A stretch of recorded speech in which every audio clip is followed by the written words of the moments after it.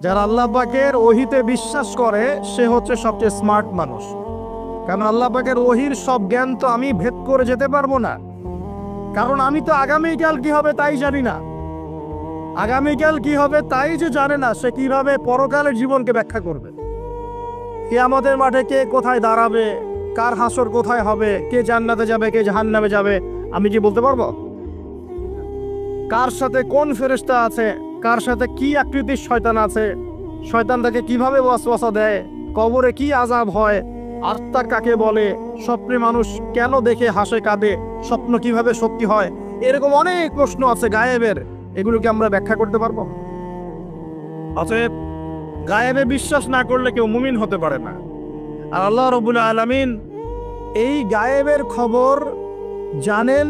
এই গায়েবের খবর থেকে আল্লাহ আমাদেরকে যতটুকু তথ্য দিয়েছেন এতটুকু আমরা জানি, এর বেশি আমরা জানি? আচ্ছা, মায়ের গর্ভে যখন সন্তান, তখন ফেরেশতা লিখে দিচ্ছেন এক, তার হায়াত কতটুকু হবে, ব্যাস লেখা হয়ে গেছে। লেখা হয়ে গেছে মানে যা হায়াত, যা অপচয় করেছেন তো করেছেনই।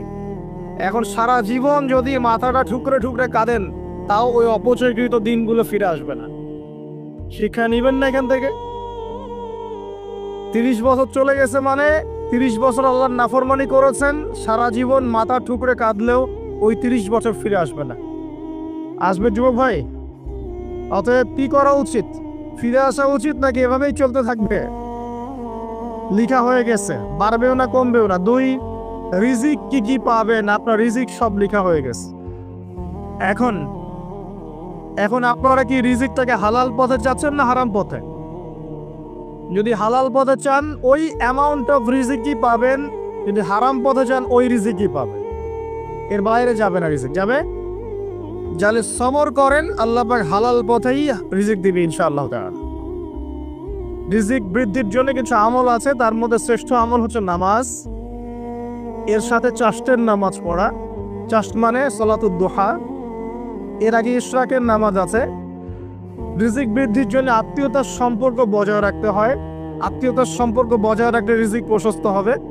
বেশি বেশি যে আল্লাহ জিকির করে এবং কোরআন তেলাওয়াত করে তার রিজিক বাড়ে আলহামদুলিল্লাহ। এবং যে আল্লাহর রাস্তায় খরচ করে তার রিজিক বাড়ে। এই রিজিক বাড়ার কিছু পলিসি আছে।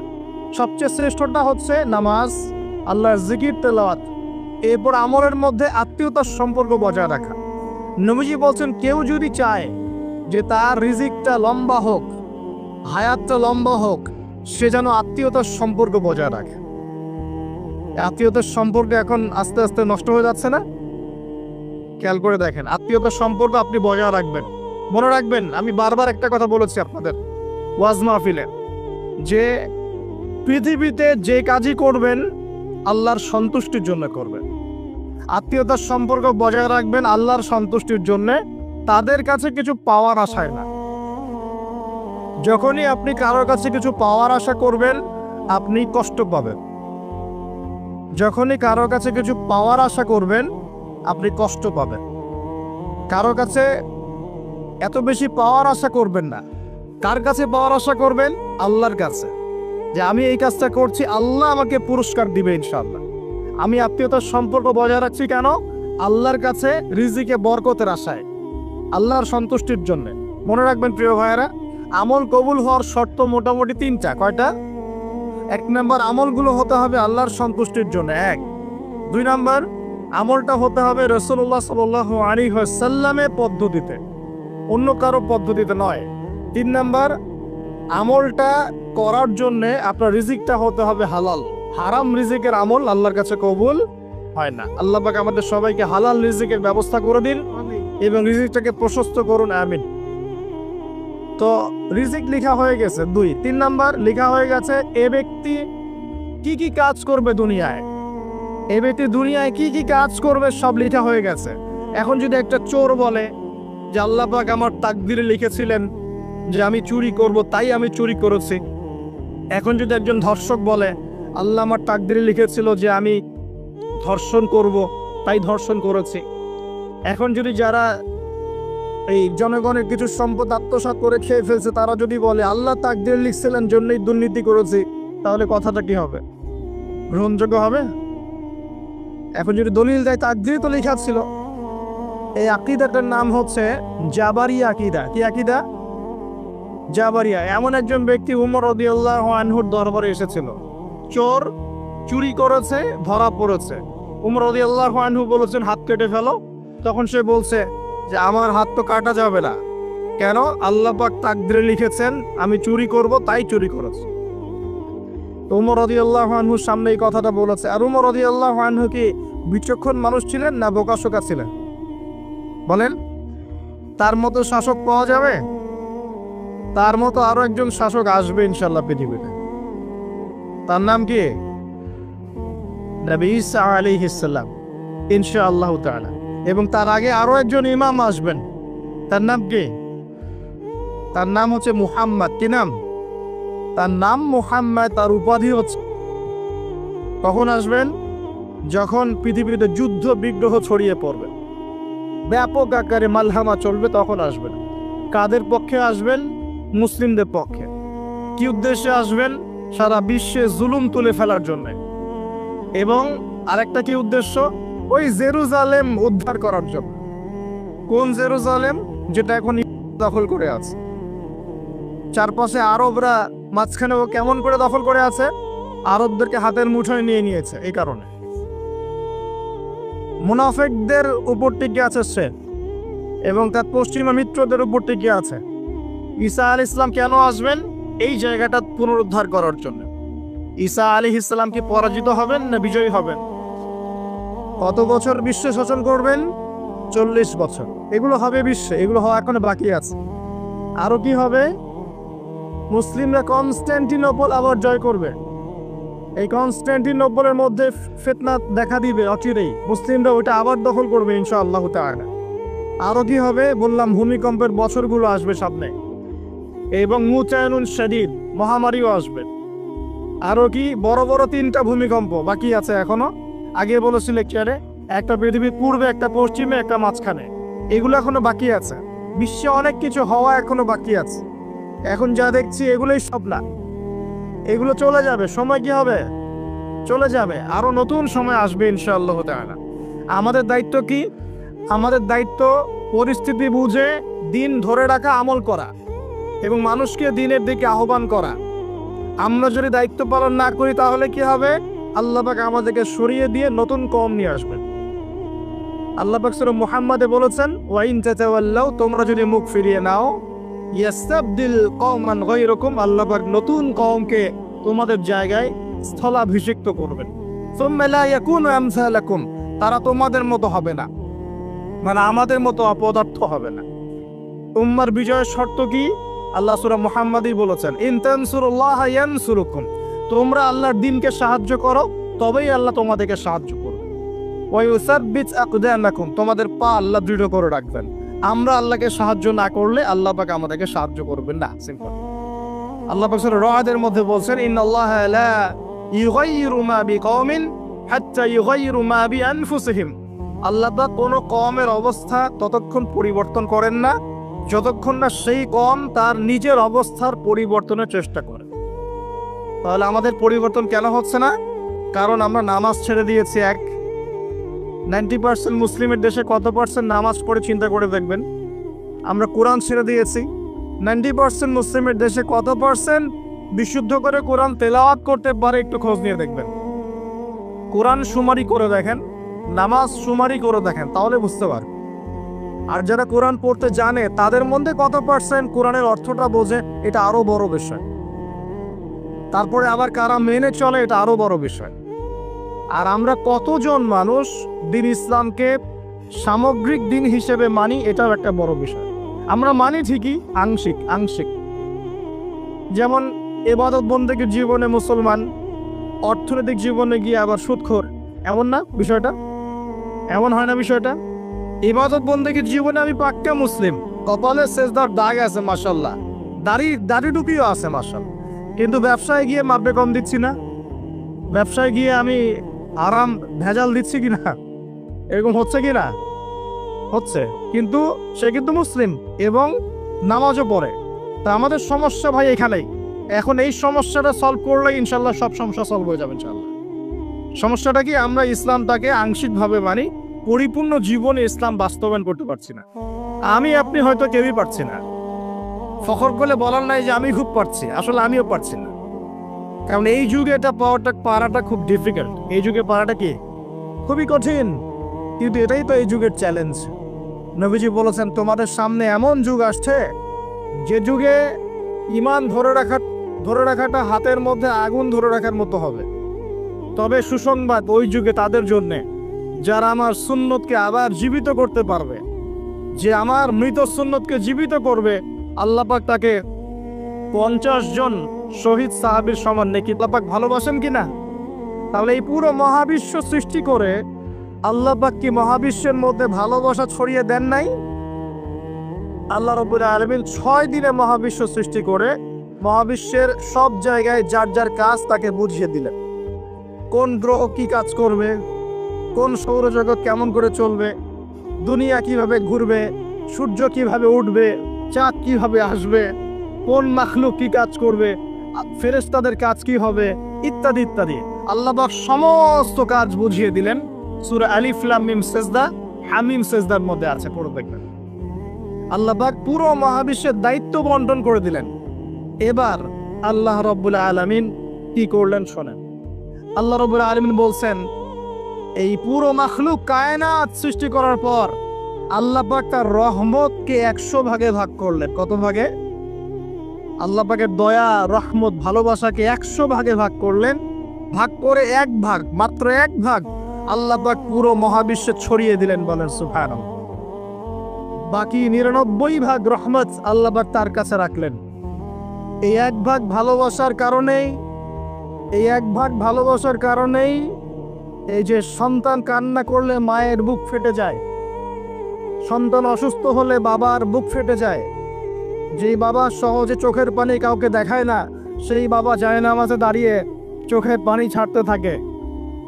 এই এক ভাগ রহমতের কারণে আমরা দেখি যে রাস্তার কুকুর পর্যন্ত তার বাচ্চাকে চাটে, আদর করে, মহব্বত করে।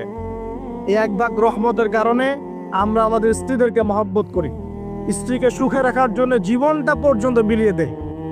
সকাল থেকে রাত পর্যন্ত কোনো কোনো ক্ষেত্রে হারাম পথে যেতেও দ্বিধা করি না, স্ত্রী সন্তান সুখে থাক এই আশায়, তাই না ভাই? এই এক ভাগ রহমতের কারণে গাভী দেখবেন, গাভী তার বাচ্চাকে প্রসবের পর চাটে, গাড়টা চেটে পরিষ্কার করে দেয়। এই এক ভাগ রহমতে পুরো কায়নাত টিকে আছে। আর নবী সাল্লাল্লাহু আলাইহি ওয়াসাল্লাম বলছেন, বাকি 99% রহমত আল্লাহ পাক তার কাছে রেখেছেন। এই রহমত এবং ভালোবাসা দিয়ে আল্লাহ পাক কিয়ামতের মাঠে মানুষকে মাফ করবে ইনশাআল্লাহ।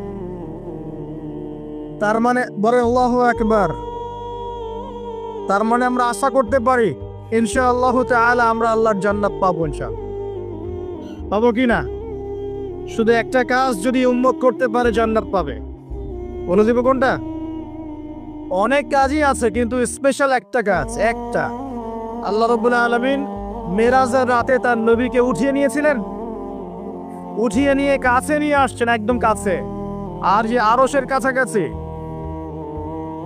নবী সাল্লাল্লাহু আলাইহি ওয়াসাল্লাম বলছেন, ওই সময় তার উপর 3টা স্পেশাল ওহী করা হয়েছে। কয়টা? 3টা। একটা হচ্ছে 50 ওয়াক্ত নামাজ। কত ওয়াক্ত? এটা কমতে কমতে কমতে কত ওয়াক্ত হয়েছে? 5। 5কেও কমানোর জন্য কোন নবী বলছিলেন? মুসা আলাইহিস সালাম বলছেন 5ও পারবে না, কমায় নিয়ে আসেন। 5ও যে পারবে না, মুসা আলাইহিস সালাম কেমন করে জানলেন? তার উম্মত 2 ওয়াক্ত নামাজ পড়ে। কয় ওয়াক্ত নামাজ ফরজ ছিল? ওই 2 ওয়াক্ত তারা আদায় করতে পারে নাই। এই অভিজ্ঞতা থেকে তিনি বলেছেন যে আপনার উম্মত 5 ওয়াক্ত পারবে না। সত্যি না মিথ্যা কথাটা? আসলেই কি উম্মত 5 ওয়াক্ত নামাজ পড়তে পারছে? আচ্ছা, যাই হোক, আল্লাহ পাক আমাদেরকে পড়ার তৌফিক দান করুন। দ্বিতীয় ওহী হচ্ছে সূরা বাকারার শেষের 3টা আয়াত। কয় আয়াত? সূরা বাকারার শেষের 3 আয়াত ওহী করেছেন কে? আল্লাহ রাব্বুল আলামিন। কোন ব্যক্তি যদি রাতের বেলা সূরা বাকারার শেষের 3টা আয়াত পড়ে সারা রাত ইবাদত করেন নাকি পাবে ইনশাআল্লাহ। আর 3 নাম্বারটা হচ্ছে স্পেশাল, সেটা হচ্ছে আল্লাহ পাক বলেছেন, হে মুহাম্মদ সাল্লাল্লাহু আলাইহি ওয়াসাল্লাম, বলেন সাল্লাল্লাহু আলাইহি ওয়াসাল্লাম, তোমার উম্মতের কোন ব্যক্তি যদি তোমার উম্মতের কোনো ব্যক্তি যদি আসমান জমিনের সমান গোনা নিয়ে আমার সামনে দাঁড়ায়, আসমান জমিন সমান গোনা নিয়ে আমার সামনে দাঁড়ায়, কিন্তু আমার সাথে শিরকের পাপ নাই, আমার সাথে কোনো শিরকের পাপ করে নাই, ইনশাআল্লাহ আমি আল্লাহ তার সামনে আসমান জমিন সমান ক্ষমা নিয়ে হাজির হব ইনশাআল্লাহ। তার মানে আমরা যদি ইনশাআল্লাহ তাআলা শিরকের পাপ থেকে দূরে থাকতে পারি, ইনশাআল্লাহ আশা করা যায় আমরা আল্লাহর সন্তুষ্টি পাবো ইনশাআল্লাহ। এরপর আল্লাহ রাব্বুল আলামিন কি করলেন? আল্লাহ রাব্বুল আলামিন পুরো মহাবিশ্ব সৃষ্টি করে সব দায়িত্ব ভাগ করে দিলেন। ভাগ করে দেওয়ার পরে আল্লাহ পাক জান্নাত জাহান্নাম সৃষ্টি করেছেন কিনা? আচ্ছা, জান্নাত এবং জাহান্নাম কার কার জন্য সৃষ্টি করেছে বলেন? জিন আর মানুষ। আচ্ছা, এখন জান্নাতের চেয়ে কি শান্তির কোনো জায়গা আছে? আচ্ছা, এই জান্নাত কার জন্য সৃষ্টি করেছেন? জিন আর মানুষ। আচ্ছা, তাহলে আল্লাহ পাক মানব জাতিকে ভালোবাসেন কিনা? ভালোবাসেন কিনা? আপনি যখন কাউকে ভালোবাসবেন তাকে সবচেয়ে সুন্দর গিফট দিতে চাইবেন কিনা? তার জন্য সবচেয়ে ভালোটা কিনতে চাইবেন কিনা? আল্লাহ পাক জান্নাত তৈরি করেছেন কাদের জন্য? আমাদের জন্য। তার মানে আল্লাহ পাক আমাদেরকে ভালোবাসেন কিনা? অবশ্যই বাসেন। আল্লাহ রাব্বুল আলামিন জাহান্নামও তো সৃষ্টি করেছেন। এখন যদি বলি যে তাহলে আল্লাহ পাক কি আমাদেরকে ভালোবাসেন না? জাহান্নামে কিভাবে দিবেন? উত্তরটা কি হবে তাহলে? উত্তর হচ্ছে এই যে যদি আল্লাহ না করুক কোনো ব্যক্তি জাহান্নামে যায়, তাহলে বুঝতে হবে সেই ব্যক্তি জাহান্নামে যাওয়ার যোগ্য ছিল বলেই জাহান্নামে গিয়েছে। কথা কি বুঝতে পারছেন? আর যদি কোনো ব্যক্তি জান্নাতে যায়, তাহলে বুঝতে হবে সেই ব্যক্তির উপর আল্লাহ পাক দয়া করেছেন বলেই সে জান্নাতে গিয়েছে। মানুষ তার আমল দিয়ে জান্নাতে যেতে পারবে না। মানুষ তার আমল দিয়ে জান্নাতে যেতে পারবে না, আল্লাহর দয়া অনুগ্রহ দিয়ে জান্নাতে যাবে ইনশাআল্লাহ। আল্লাহ পাক আমাদের সবাইকে সেই দয়া অর্জন করার তৌফিক দান করুন। সামনে রহমত পাওয়ার একটা সুবর্ণ সুযোগ আসছে, সেটা হলো রমজান মাস। কি মাস? রমজান মাস। আমরা দোয়া করি আল্লাহ পাক আমাদের সবাইকে সুস্থতার সাথে রমজানের সবগুলো রোজা রাখার তৌফিক দান করুন। নবীজি বলেছেন এই মাসে যে ইবাদত করে তার গুনাহ মাফ করতে পারলো না, তার জন্য ধ্বংস। বলে নাউজুবিল্লাহ। আমরা তো রমজান আসার আগে দুনিয়াবি প্ল্যান করছি, রমজানে কিভাবে ব্যবসায় উন্নতি করব, রমজানে কিভাবে বেশি লাভ করব। হ্যাঁ, তো রমজান মাস হচ্ছে ইবাদতের মৌসুম। আল্লাহ পাক আমাদের সবাইকে রমজান মাসে 5 ওয়াক্ত নামাজ পড়ার তৌফিক দান করুন, কোরআন তেলাওয়াত করার তৌফিক দান করুন, কোরআন বুঝে পড়ার তৌফিক দান করুন, তারাবির নামাজ জামাতে পড়ার তৌফিক দান করুন, এবং বেশি বেশি মানুষকে ইফতার করানোর তৌফিক দান করুন। যাদের জাকাত ফরজ হয়েছে জাকাত দিচ্ছেন না, আল্লাহর ওয়াস্তে রমজান মাসে জাকাত দিয়ে দিবেন ইনশাআল্লাহ। আর আমি কিন্তু আগেই বলেছি রমজান মাসে ভাই দ্রব্য মূল্যের দাম কিন্তু খুব চড়া ওঠানামা করবে। অতএব যাদের সামর্থ্য কম তাদের ঘরে ইফতার পৌঁছে দেওয়ার দায়িত্ব কার? যা আমাদের। যাদের সামর্থ্য আছে তারা, যারা সামর্থ্যবান নয় তাদের ঘরে ঘরে মাসের বাজার পৌঁছে দিবেন ইনশাআল্লাহ। আল্লাহ পাক তৌফিক এনায়েত করুন, বলি আমিন। এবার দেখেন আল্লাহ পাক সৃষ্টি করলেন আদম আলাইহিস সালামকে। তাকে এর আগে আল্লাহ পাক জিন জাতি সৃষ্টি করেছেন, আমি ওইদিকে যাচ্ছি না, আমি মানুষের কথা বলছি। আদম আলাইহিস সালামকে আল্লাহ পাক কেমন করে সৃষ্টি করেছেন? আল্লাহ পাক সূরা সাদের মধ্যে বলেছেন যে খলাকতু বিয়াদাই, খলাকতু বিয়াদাই, আমি আদমকে আমার হাত দিয়ে সৃষ্টি করেছি। কি দিয়ে? হাত দিয়ে। এটা কি ভালোবাসার বহিঃপ্রকাশ নয়? আল্লাহ পাক কি আমাদেরকে ভালোবাসেন না? ভালোবাসেন। আচ্ছা, এই দুনিয়াতে যত কিছু আছে, এই দুনিয়ার আকাশ বাতাস নদী নালা পানি অক্সিজেন সবকিছু কার জন্য সৃষ্টি করা হয়েছে? গরু ছাগলদের জন্য, মানুষের জন্য। মূল দায়িত্ব কার? মূল অধিকার কার? মানুষের নয় কি? তাহলে এই পুরো বিষয়গুলো কি আল্লাহ পাকের ভালোবাসার বহিঃপ্রকাশ নয়? হ্যাঁ। আচ্ছা, এবার আসেন, আল্লাহ পাক আদম আলাইহিস সালামকে সৃষ্টি করে সমস্ত নাম শিক্ষা দিয়েছেন। এই যে নাম শিখানো মানে জ্ঞান শিখানো, এই জ্ঞান শিখানোটাকে আল্লাহর দয়া ভালোবাসা নিদর্শন নয়? একটু ধরা দিচ্ছি আপনাদেরকে। এবার সামনে আসেন, আল্লাহ পাক ফেরেশতাদের সামনে তাকে উপস্থাপন করলেন, করে বললেন সব ফেরেশতা তোমরা যারা আছো সেজদা করো আদমকে। এই যে আমাদের পিতাকে সম্মানিত করা হচ্ছে, এটা কি ভালোবাসার বহিঃপ্রকাশ নয়?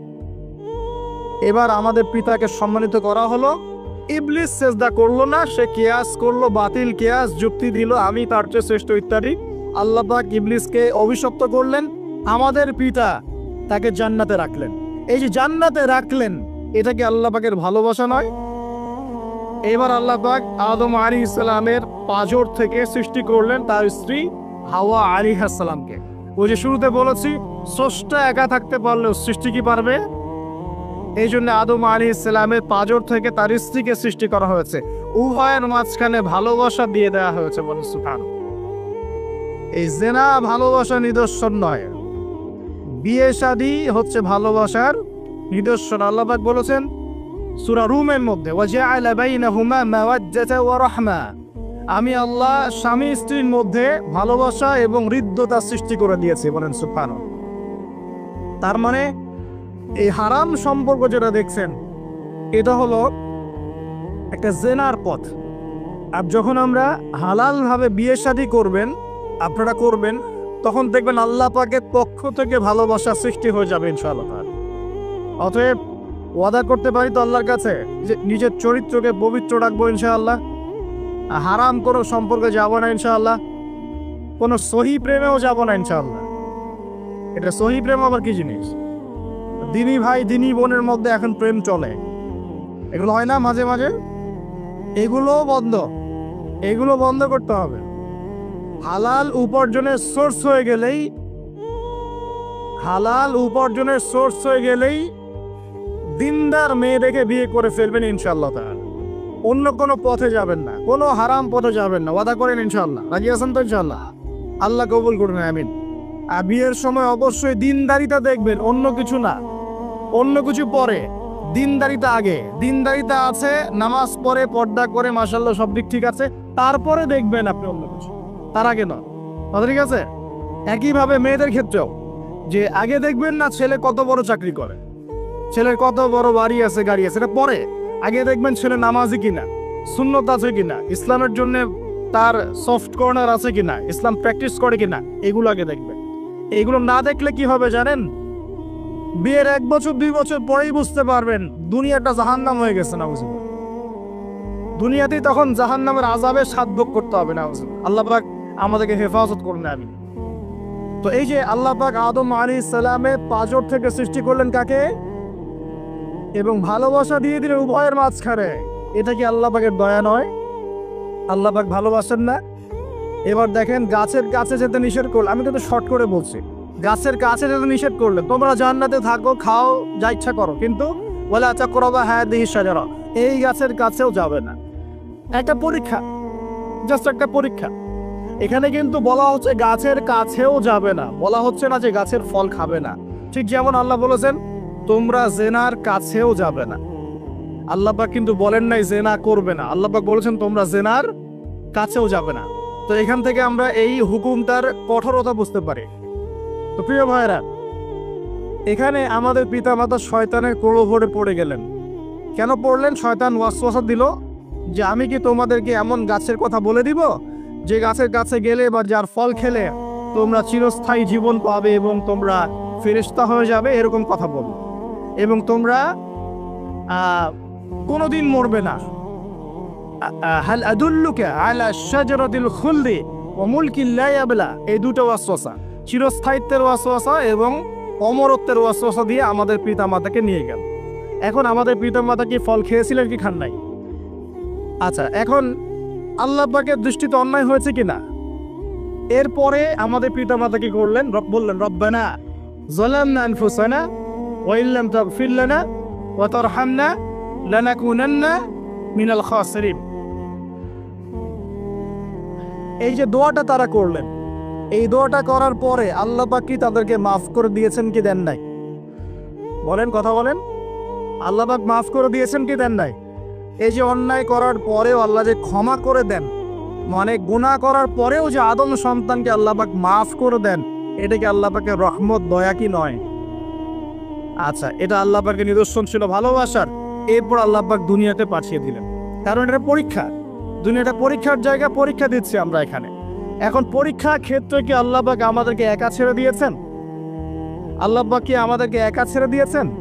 না, আল্লাহ পাক দুনিয়াতে পাঠিয়ে আমাদেরকে গাইডলাইন দিয়েছেন কিনা, কিভাবে চলতে হবে, কি করা যাবে কি করা যাবে না, কিভাবে চলবো কিভাবে চলবো না। আল্লাহ পাক কি ওহী নাজিল করেছেন কিনা? এই ওহী নাজিল করাটা কি আল্লাহ পাকের রহমত কিনা, আল্লাহ পাকের দয়া কিনা, ভালোবাসা কিনা? আল্লাহ পাক কি একা ছেড়ে দিয়েছেন না নবী রসুল পাঠিয়েছেন? এই যে নবী রসুলদেরকে পাঠিয়েছেন, এই নবী রসুলগণ কি আল্লাহর পক্ষ থেকে রহমত কিনা? বলেন। না হলে আমরা কি করতাম? দুনিয়াতে কেমন করে চলতাম? কিভাবে পথ খুঁজে পাইতাম? কেমন করে ইবাদত করতাম? আমরা কি জানতে পারতাম? আল্লাহ পাক রহম করে ভালোবেসে দয়া করে নবী রসুল পাঠিয়েছেন, আসমানি কিতাব পাঠিয়েছেন, বলেন সুবহানাল্লাহ। এখন এই নবীদের সিলসিলায় আল্লাহ পাক যে সর্বশেষ নবী মুহাম্মদ সাল্লাল্লাহু আলাইহি ওয়াসাল্লামকে পাঠিয়েছেন, এইটা দয়া কিনা? এটা আল্লাহ পাকের দয়া নয়? আল্লাহ পাকের রহমত নয়? আল্লাহ পাক কি বলেন নাই যে তিনি হচ্ছেন রাহমাতুল লিল আলামিন? তিনি পুরো বিশ্ব জগতের রহমত নয় কি? আচ্ছা, এখন আমাদেরকে যে আল্লাহ পাক নবী মুহাম্মদ সাল্লাল্লাহু আলাইহি ওয়াসাল্লামের উম্মত বানালেন, এটা কি আরো বড় রহমত কিনা? বলেন তো। জান্নাতে যাবে 120 কাতার মানুষ। কত কাতার? 120 কাতার মানুষ ইন টোটাল জান্নাতে যাবে। তার মধ্যে উম্মতে মুহাম্মাদের কত কাতার জানেন? 80 কাতার। কত কাতার? বলে সুবহানাল্লাহ। তাহলে এটা কি আল্লাহ পাকের দয়া নয়? আল্লাহ আমাদেরকে ভালোবাসেন না? আচ্ছা, আল্লাহ পাক যে আমাদের কাছে তাওরাত, জাবুর, ইনজিল না পাঠিয়ে আল কোরআনের মতো কিতাব পাঠিয়েছেন, যে কিতাবে সমস্ত সমাধান আছে, এটা আল্লাহ পাকের রহমত, দয়া নয়, ভালোবাসা নয়? আচ্ছা, এখন আল্লাহ পাক দুনিয়াতে চলার জন্য আমাদেরকে জীবন দিয়েছেন, হায়াত দিয়েছেন, সুস্থতা দিয়েছেন, পরিবার দিয়েছেন, আমাদের ব্যবসা বাণিজ্য দিয়েছেন, আমাদের স্ত্রী সন্তান দিয়েছেন, আমাদেরকে চলাফেরা করার ক্ষমতা দিয়েছেন। একটা চোখ নষ্ট হয়ে গেলে বুঝতে পারে মানুষ যে কত কষ্ট হচ্ছে, একটা পা না থাকলে বুঝতে পারে কত কষ্ট হচ্ছে। এই করোনার সময় যারা শ্বাস নিতে পারে নাই, তাদের কত কষ্ট হয়েছে। সুস্থ আছি, সুন্দর আছি, পরিবার আছে, আল্লাহ রিজিক দিচ্ছেন, 3 বেলা খাওয়াচ্ছেন, কাপড় দিচ্ছেন, শিক্ষার ব্যবস্থা করছেন, ইবাদত করার সুযোগ দিচ্ছেন, গুনাহ করলেও আবার মাফ করে দিচ্ছেন। এই সব কিছু আল্লাহ পাকের ভালোবাসা নয়? এই ভালোবাসাগুলো কি নিঃস্বার্থ ভালোবাসা না স্বার্থ ভিত্তিক ভালোবাসা? এই আল্লাহ পাকের কোনো স্বার্থ আছে? আল্লাহ পাক আমাদের কাছে কিছু চান? রিজিক চান, টাকা পয়সা চান? আল্লাহ পাকের যদি ইবাদত করে আমরা ছেড়ে দেই, আল্লাহর কোনো ক্ষতি হবে? আমরা ইবাদত করে ভাসিয়ে ফেললাম, আল্লাহর কোনো লাভ আছে? আল্লাহ পাকের শক্তি কি আরো বেড়ে যাবে না কমবে? নাকি যেমন আছে তেমনই থাকবে? আল্লাহ রাব্বুল আলামিনের শান শওকত কি আরো বেড়ে যাবে, নাকি আল্লাহ পাকের শান শওকত কমে যাবে? আল্লাহ রাব্বুল আলামিন যেমন, আল্লাহ পাক তেমনই থাকবেন, তাই নয় কি? আল্লাহ পাকের যে বিশাল খাজানা আছে, আমরা যদি ইবাদত করে ভাসিয়ে ফেলি, খাজানা কি বেড়ে যাবে? আমরা যদি সবাই ইবাদত করা ছেড়ে দেই, খাজানা কমে যাবে? আল্লাহ পাকের কোনো স্বার্থ আছে আমাদের ভালোবাসার? কোনো স্বার্থ নাই। তাহলে আল্লাহ পাক এই পুরো বিশ্ব জগৎ সৃষ্টি করেছেন নিঃস্বার্থভাবে, তার স্বার্থ ছাড়া।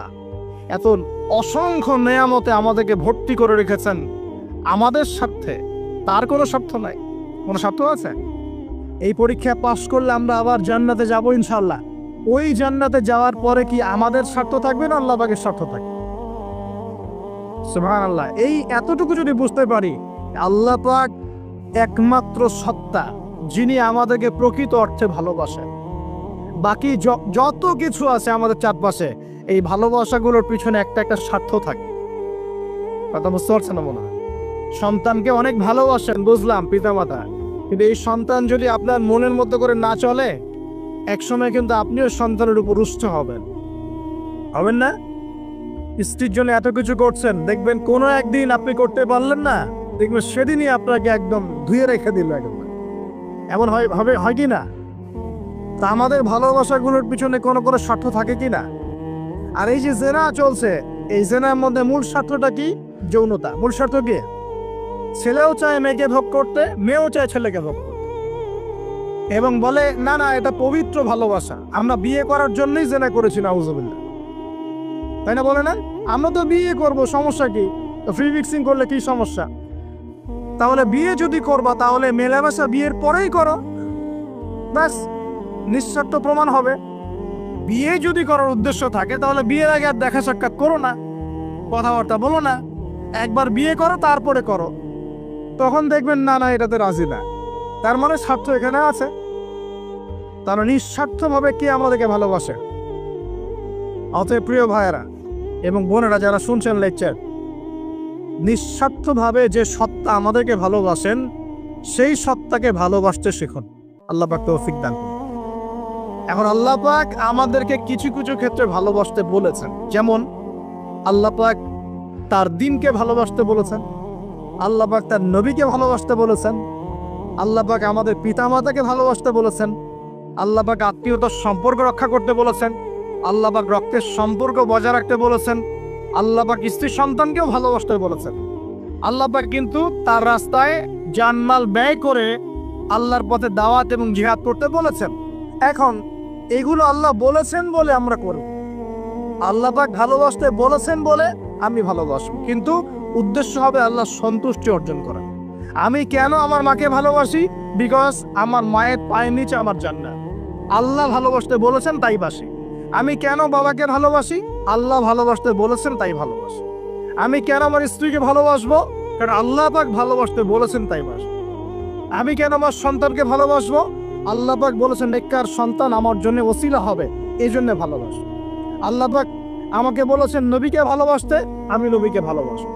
আল্লাহ পাক যে বিষয়গুলোকে ভালোবাসতে বলেছেন আমরা অবশ্যই ভালোবাসবো ছাড়া। কিন্তু আল্লাহ পাক কি আমাকে হারাম এই 14ই ফেব্রুয়ারির এই ভ্যালেন্টাইন্স ডেকে ভালোবাসতে বলেছেন? আল্লাহ পাক ইহুদি খ্রিস্টানদের সংস্কৃতিকে ভালোবাসতে বলেছেন? আল্লাহ পাক জেনা করতে বলেছেন? এই ফ্রি মিক্সিং করতে বলেছেন? আল্লাহ পাক পতিতাবার রাত কাটতে বলেছে? গার্লফ্রেন্ডকে ফুল দিতে বলেছে?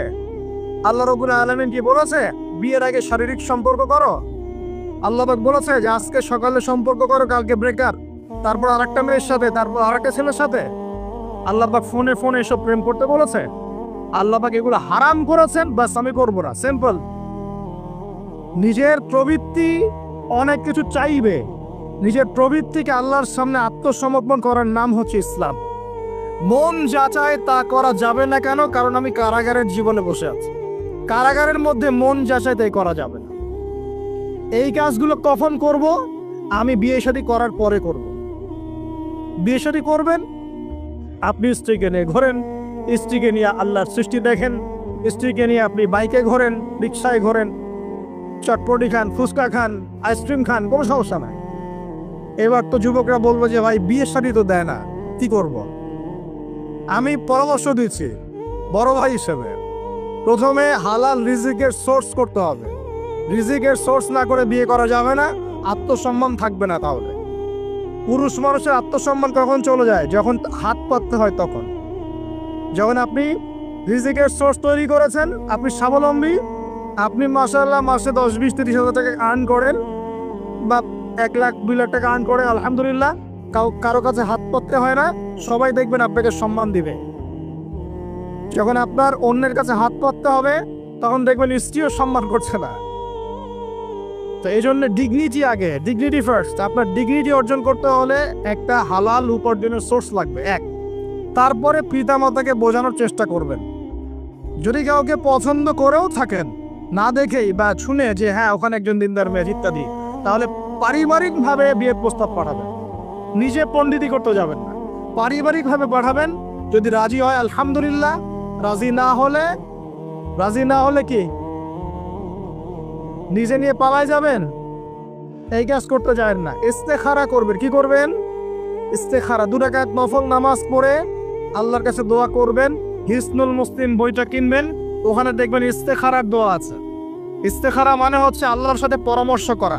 আল্লাহ আমি এই কাজটা করতে চাচ্ছি, যদি কাজটা আমার জন্য ভালো হয়, আমার দুনিয়া আখিরাতের জন্য ভালো হয়, আল্লাহ কাজটাকে তুমি সহজ করে দাও, আল্লাহ কাজটার মধ্যে বরকত দান করে দাও। আর যদি এই কাজটা দুনিয়া আখিরাতের জন্য খারাপ হয়, আল্লাহ তুমি কাজটাকে সরায় দাও, আমাকেও কাজটা থেকে সরায় দাও।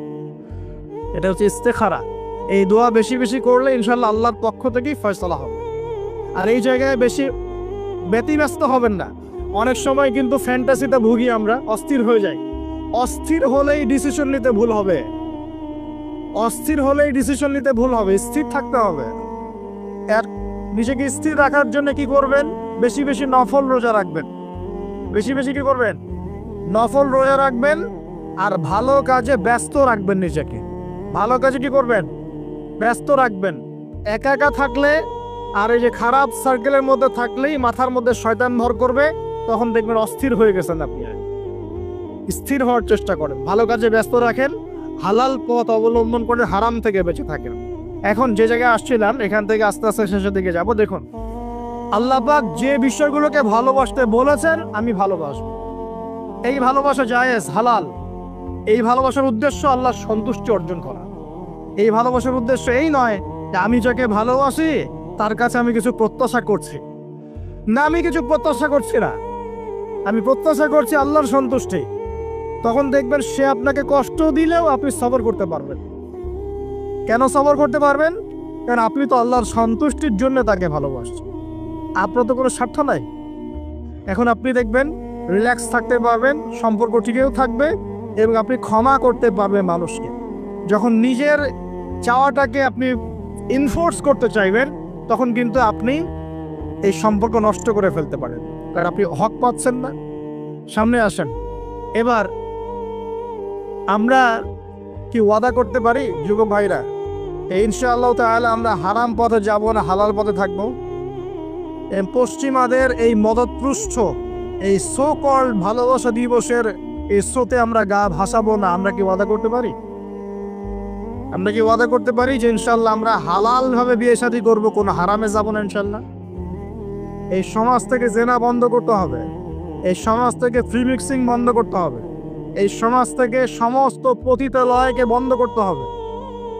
বন্ধ করে আমরা সামাজিক উদ্যোগ নিয়ে প্রয়োজনে আমাদের পলিটিক্যাল পাওয়ারকে কাজে লাগিয়ে সমস্ত পতিতালয়গুলো বন্ধ করে ওই মেয়েদের রিজিকের জন্য আমরা বিকল্প ব্যবস্থা করব ইনশাআল্লাহ। আমরা টাকা পয়সা একত্রিত করে তাদের জন্য কর্মসংস্থান করতে পারি না? এইগুলো কাজ করে নারীর অধিকার প্রতিষ্ঠা করা যায় না? নাকি রাস্তাঘাটে স্লোগান দিয়ে প্রতিষ্ঠা করা যাবে?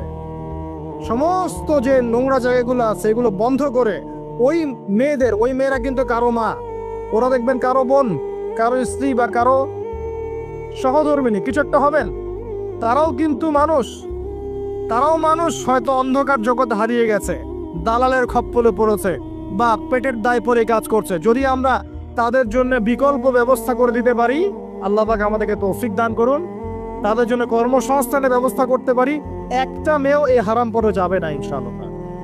আমরা কি এভাবে নারীর অধিকার প্রতিষ্ঠা করতে পারি না? আমরা কি এতিম মেয়েদের দায়িত্ব নিয়ে করতে পারি না? আমরা কি সমাজের বিধবা মেয়েদেরকে বিয়ে করতে পারি না? তালাকপ্রাপ্ত মেয়েদের দায়িত্ব নিতে পারি না? মেয়েদের অধিকার নিয়ে অনেক কথা বলা হয়, কিন্তু এই কথাগুলো থাকে খালি বুলি, বাস্তবতা নাই। বাস্তবে কয়জন ছেলে এতিম একটা মেয়েকে বিয়ে করে দেখিয়েছে? কয়জন ছেলে একটা বিধবা মেয়েকে বিয়ে করার সাহস করেছে?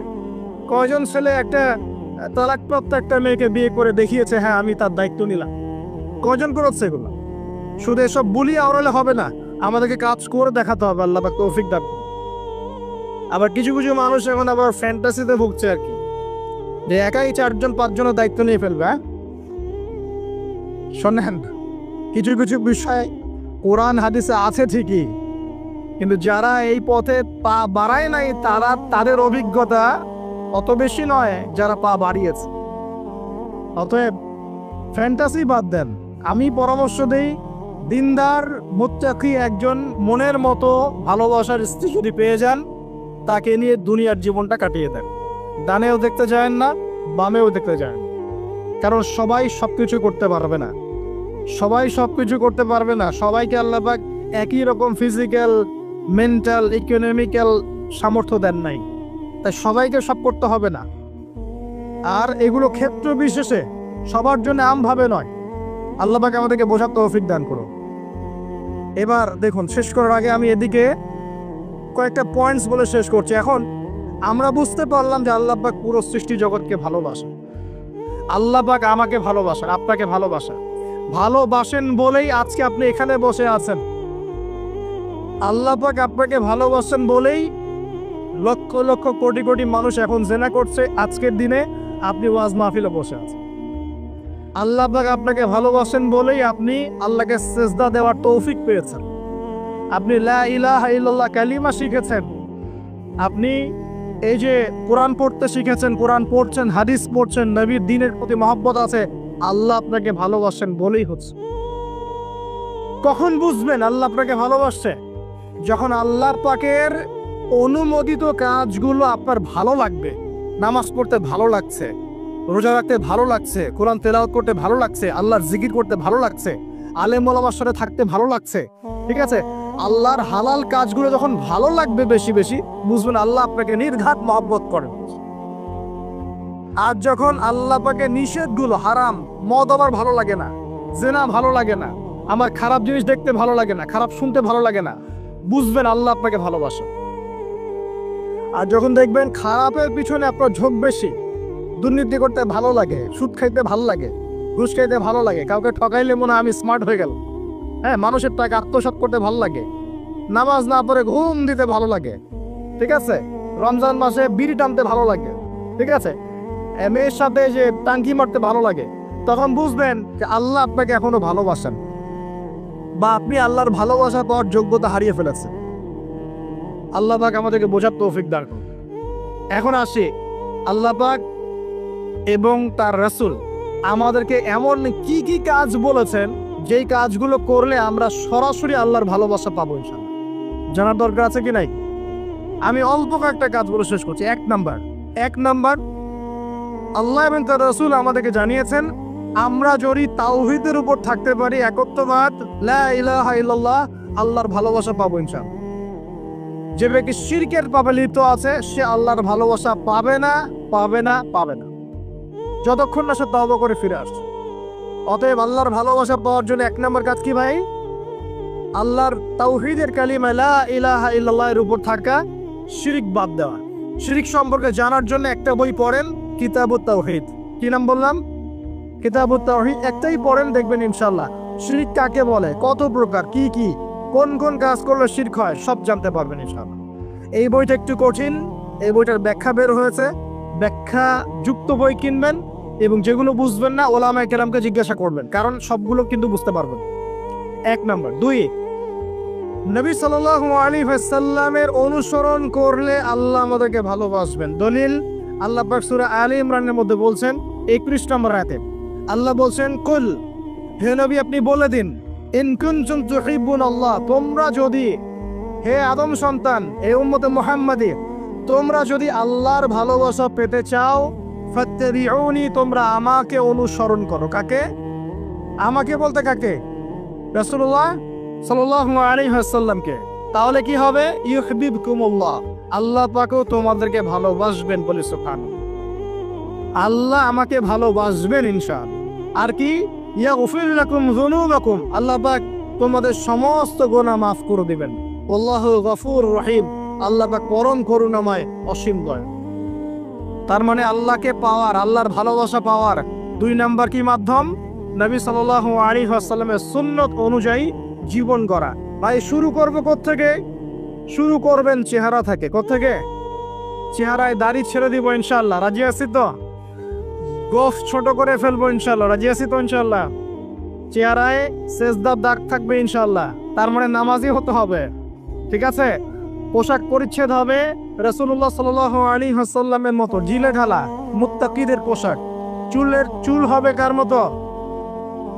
মেসি নেইমারের মতো, নাকি রাসূলুল্লাহ সাল্লাল্লাহু আলাইহি ওয়াসাল্লামের মতো? এখনকার ছেলে পেলে মাঝখানে চুল রাখে, ডান দিক বাম দিক ছিলে ফেলে। কোন সময় এই আমলগুলো করতেন, তাই আমি করব। আমার নবী এইভাবে ওযু করতেন, এইভাবে করব। আমার নবী এইভাবে ইস্তেঞ্জা করতেন, পেশাব পায়খানা করতেন, ওইভাবে করব। এই যে এখনকার ইংলিশ টয়লেট, এই ইংলিশ টয়লেটে বসে নবীর মতো ইস্তেঞ্জা করা যায় না। যাবে?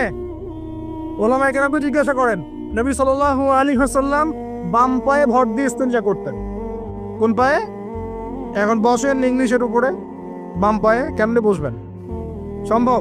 ওই যে আমি বলি, এটা মজা করে বলি, কষ্ট থেকেও বলি, একদম বৈশ্বিক পলিটিক্যাল সিস্টেম থেকে শুরু করে বাথরুমের টয়লেট পর্যন্ত সবকিছুই চলছে পশ্চিমা আদর্শে।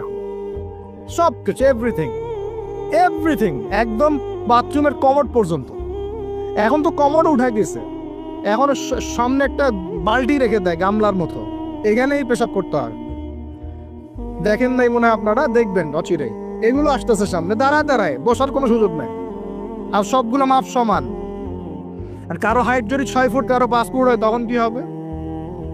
অ্যাডজাস্ট করতে হবে ধরে ধরে তখন, নাকি? যুবকরা বুঝতে পারছে, তখন কাউকে লম্বা হতে হবে, কাউকে খাটো হতে হবে। মাপ তো সমান, আর সবার মাপ যদি সমান না হয় এমন কি হবে? হ্যাঁ, আল্লাহ পাক বোঝার তৌফিক দান। এগুলো শয়তানি না বলেন? শয়তানি না বলেন? বসে ইস্তেঞ্জা করতে হয় না? বসে ইস্তেঞ্জা না, এই পেশাবে ছিটা ফোটার কারণে কবরে আযাব হয় না? আপনারা হাদিসে জানেন না? নবীজি একটা কবরে পৌঁছে যাচ্ছেন, তিনি থেমে গেলেন, থেমে গিয়ে বলছেন এই কবর দুটোতে আযাব হচ্ছে। কি হচ্ছে? কবরের আযাব। তিনি জানলেন কেমন করে? আল্লাহ পাক তাকে জানিয়েছেন, আল্লাহ পাক তাকে খবর দিয়েছেন এই কবর দুটো কি হচ্ছে? আযাব। নবীজি বলছেন এই কবর দুটোতে বড় কোনো পাপের কারণে আযাব হচ্ছে না। সাহাবীরা বলছেন তাহলে কি কারণে হচ্ছে ইয়া রাসূলুল্লাহ? তিনি বলছেন একজন পেশাব পায়খানা করে, স্পেশালি পেশাব করে এই ছিটা ফোটা থেকে সে সতর্ক থাকতো না। পেশাব করে ওই যে বলেন আমাদের ছেলেরা, প্যান্ট খারাপ ভাই, নামাজে যেতে পারবো না, নামাজে ডাকলে বলে ভাই প্যান্ট নষ্ট। তোমরা ভালো করে হাদিসে শোনো, এই ব্যক্তি বড় কোনো পাপ করে নাই, সে পেশাব করার পরে পবিত্র হতো না, মানে এ ছিটা ফোটা থেকে সাবধান থাকতো না, এই কারণে কবরে আযাব দেয়া হচ্ছে। বলেন নাউজুবিল্লাহ। অন্য হাদিসের নবীজি বলছেন বেশিরভাগ কবরের শাস্তি পেশাবে ছিটা ফোটার কারণে হয়ে থাকে। আস্তাগফিরুল্লাহ, বলেন নাউজুবিল্লাহ। এই টয়লেটগুলোর মধ্যে পেশাবে ছিটা ফোটা লাগে না, নাপাকি লাগে না? এগুলো শয়তানি না বলেন?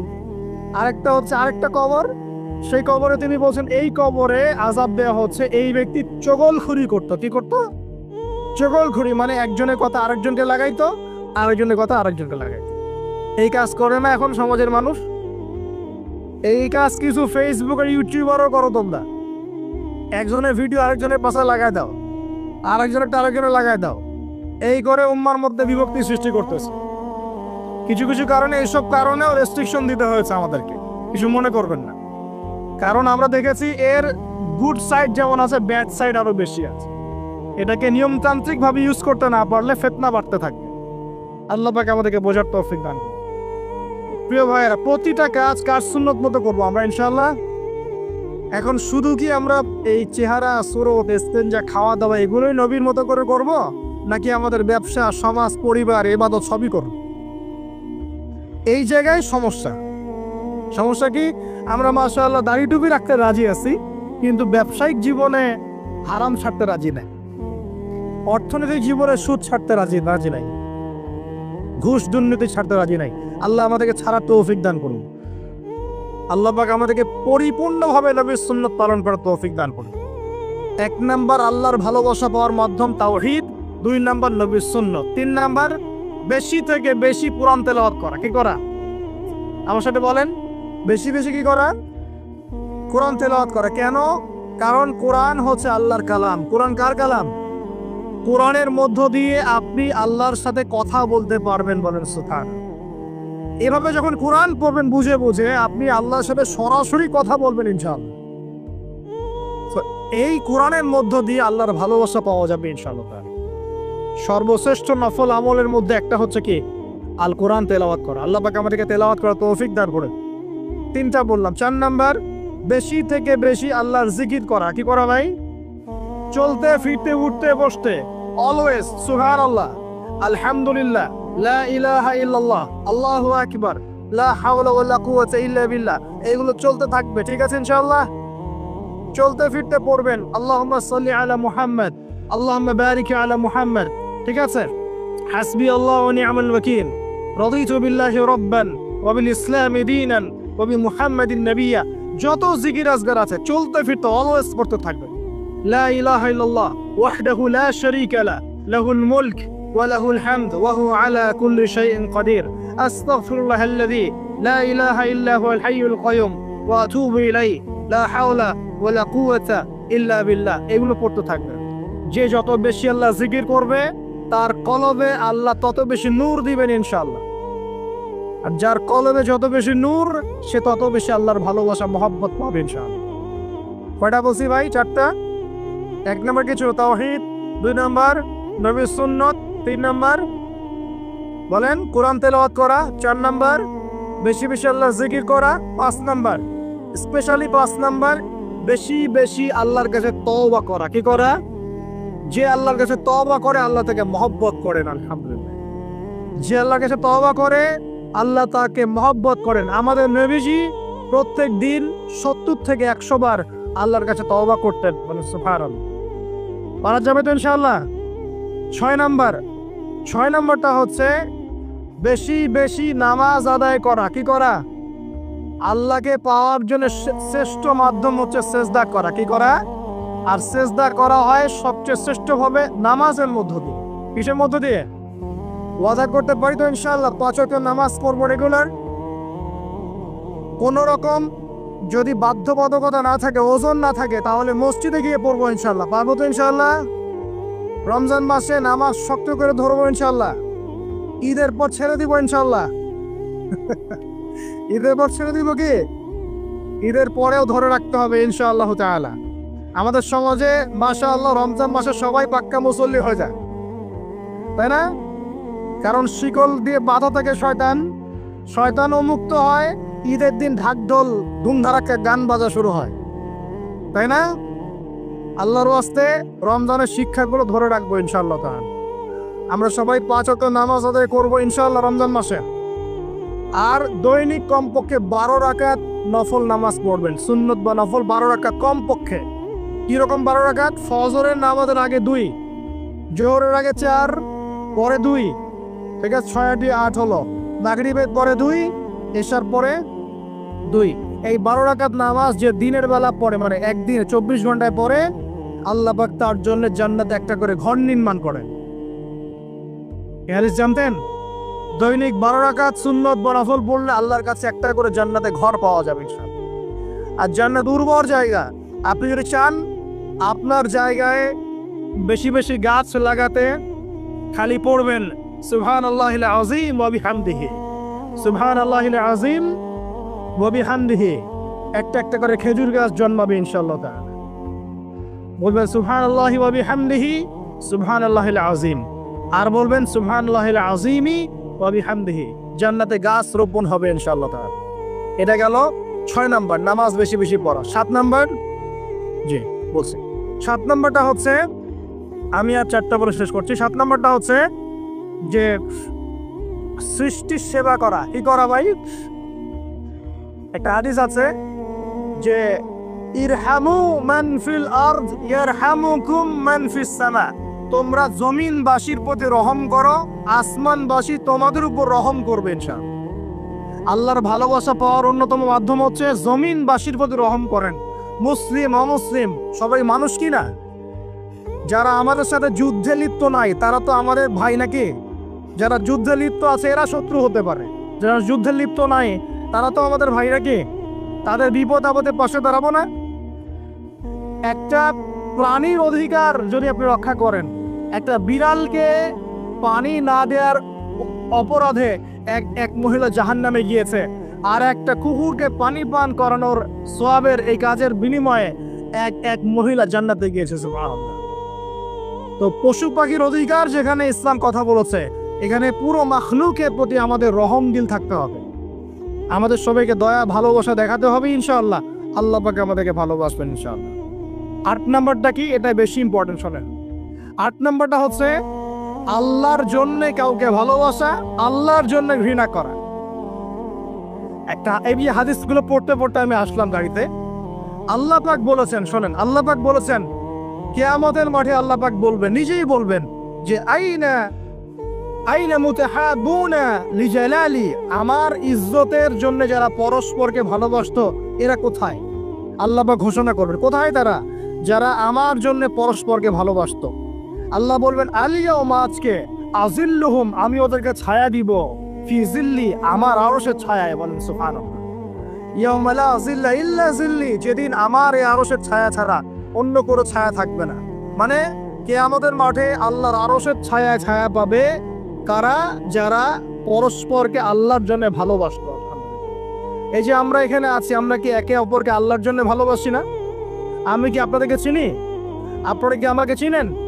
এই যে আপনারা আলেম ওলামাদেরকে ভালোবাসেন, ইসলামকে ভালোবাসেন, কিসের জন্য বাসেন? আল্লাহর জন্য। এই আল্লাহর জন্য যারা পরস্পরকে মহব্বত করে, আল্লাহ পাক তাদেরকে আরশের ছায়ায় ছায়া দিবেন ইনশাআল্লাহ। আরো একটা নেকি আছে, বলবো? শোনেন, আরেকটা হাদিসে আসছে কিয়ামতের মাঠে স্পেশাল কিছু মিম্বর থাকবে। মিম্বর চিনেন? যেখানে দাঁড়ায় ইমাম সাহেব খুতবা দেয়, এরকম মিম্বর থাকবে। এই মিম্বর গুলো হবে নূরের মিম্বর। কিসের নূর? মানে কি? আলো, আলো, আলো, নূরের মিম্বর থাকবে। ওই কিয়ামতের মাঠে কি আলো থাকবে? এমনিতে মাঠটা তো অন্ধকার। ওই অন্ধকার মাঝে নূরের মিম্বর আল্লাহ পাক দিবেন কাদেরকে? যারা পরস্পরকে এই আল্লাহর জন্য মহব্বত করত। আর নবীগণ, শহীদগণ তাদের দিকে তাকায় থাকবে। তাকায় নবীগণ, শহীদগণ পর্যন্ত এই মানুষগুলোকে দেখে ঈর্ষা করবে, কাশ আমরা যদি এমন হতে পারি। চিন্তা করেন, আল্লাহর জন্য পরস্পর মহব্বতকারীদেরকে আল্লাহ পাক এমন সম্মান দিবেন যেটা দেখে নবীগণ পর্যন্ত ঈর্ষা করতে থাকবে। তাহলে আমরা কি আল্লাহর জন্য পরস্পরকে মহব্বত করতে পারি কিনা? এটা হলো 8-9 নম্বর। আল্লাহর জন্যই ঘৃণা করতে হবে। আল্লাহর জন্য ঘৃণা কেমন? যেমন কেউ ইসলামকে পছন্দ করে না, কটূক্তি করে, ইসলামের এইটা ভালো না, ওইটা ভালো না, ইসলামের সাথে দুশ্মনী করে ভিতর থেকে বাহির থেকে, আপনি ওদেরকে ভালোবাসতে পারবেন না। যদি আল্লাহর দুশ্মনদের সাথে আপনার ভালোবাসা থাকে, তাহলে আপনি আল্লাহর দুশ্মনের কাতারে অন্তর্ভুক্ত হয়ে যাবেন। এখন বলেন দেখি, সারা বিশ্বে ইসলামের দুশ্মন কারা? বলেন। গায়রিল মাগদুবি আলাইহিম ওয়ালাদ-দাল্লিন। মাগদুব কারা, দল্লিন কারা? এটা তো অনেকেই জানে না। সাহাবীরা বলছে, ইয়া রাসূলুল্লাহ, এখানে যে আমরা বলছি গায়রিল মাগদুবি আলাইহিম ওয়ালাদ-দাল্লিন, আল্লাহ আমাদেরকে মাগদুবদের থেকে বাঁচাও, দল্লিনদের থেকে বাঁচাও। মাগদুব আর দল্লিন কারা ইয়া রাসূলুল্লাহ? নবীজি বলছেন, আল মাগদুব, মাগদুব হচ্ছে হুমুল ইয়াহুদ, মাগদুব যাদের উপর আল্লাহর গজব পড়েছে। আর দল্লিন হুমুন নাসারা, নাসারারা হচ্ছে দল্লিন, কারণ তারা আল্লাহ পাকে সন্তান সাব্যস্ত করেছে। ঈসা আলাইহিস সালামকে আল্লাহ সন্তান বলেছে, বলেন নাউযুবিল্লাহ। এখন সারা বিশ্বে এরা মুসলিমদের সাথে দুশ্মনী করছে না? আমরা যদি ব্যক্তিগতভাবে, সামাজিকভাবে বা পলিটিক্যালি ওদের সাথে বন্ধুত্ব করে চলি, আমরা কি আল্লাহ দুশ্মনদের সাথে অশরিক হলাম না? খুব খেয়াল রাখতে হবে।